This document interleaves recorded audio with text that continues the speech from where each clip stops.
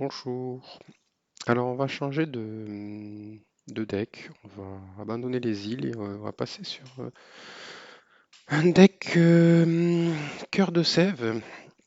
Donc, généralement, les guildes de Arena, en fonction de la guilde choisie, finalement, on va avoir un certain trait de capacité. Alors, pour ces personnages amoureux de la nature, pour cela, finalement, les decks sont composés de la capacité épine et aussi ils ont généralement des capacités de soin. Donc on va jouer en gros avec des épines et du soin. Alors toujours au niveau de la constitution du deck, finalement, je suis parti sur un buffer et quatre personnages qui sont censés se débrouiller tout seuls. Donc, au niveau du buffer, alors il s'appelle Kezan. Et ce qui est bien, c'est qu'il vient d'être amélioré très très très récemment. Donc on va voir un petit peu ce qu'on peut construire comme deck autour de ce buffer. Alors, euh, principalement, finalement, ce qu'il va faire, c'est qu'il va donner de la force. D'accord? Il va donner de la force à vos autres personnages. Donc on va essayer de prendre des personnages qui bénéficient de l'effet force. Voilà.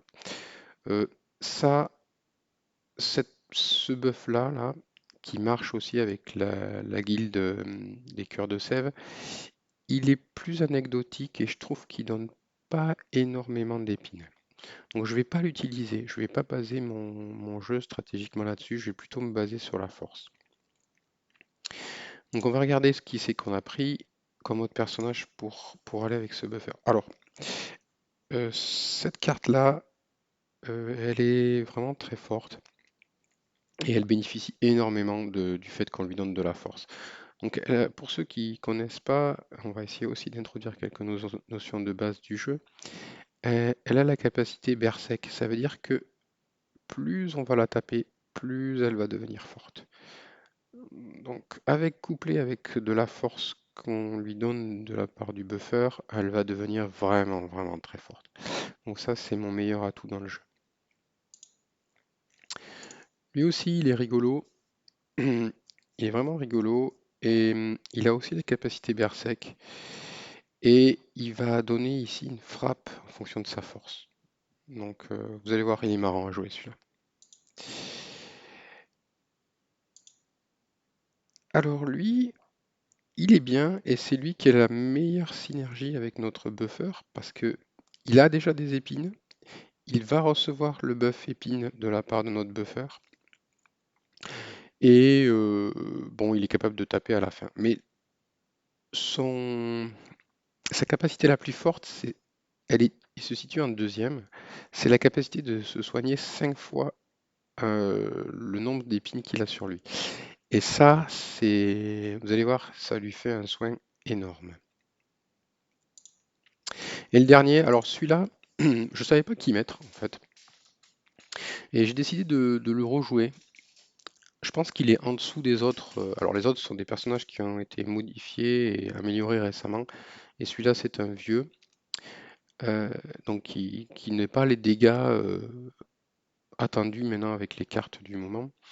Mais bon, on va s'amuser avec. Et si on voit que vraiment il est en dessous, on le changera. Euh, Ce qui est marrant, c'est que il enlève 100 aux autres personnages, au groupe adverse. Donc ça peut être sympathique. Et puis surtout, en fait, ce qui est intéressant, c'est que il a un soin de 1000. Donc il se soigne de 1000 à la fin. Et il se donne une bénédiction de 500. Ça veut dire que chaque fois qu'il tapera après, il se soignera en plus de 500. Donc on va l'utiliser en défense pour se soigner tout à la fin. Alors je lui avais mis un sceau jaune pour m'assurer pour essayer de m'assurer qu'il puisse faire des dégâts à la fin et donc se soigner. Mais et ce qui est intéressant, c'est qu'avec notre buffer qui donne de la force, si on garde des épées, on devrait arriver à taper et se soigner sur la fin. Mais bien sûr, ça ne va pas marcher si on nous, on nous fait de la terreur, on nous donne des boules de feu qui nous font énormément de damage et qui fait qu'après, on n'arrivera pas à taper. Mais on va essayer. Voilà, on va voir ce que ça donne en faisant une partie.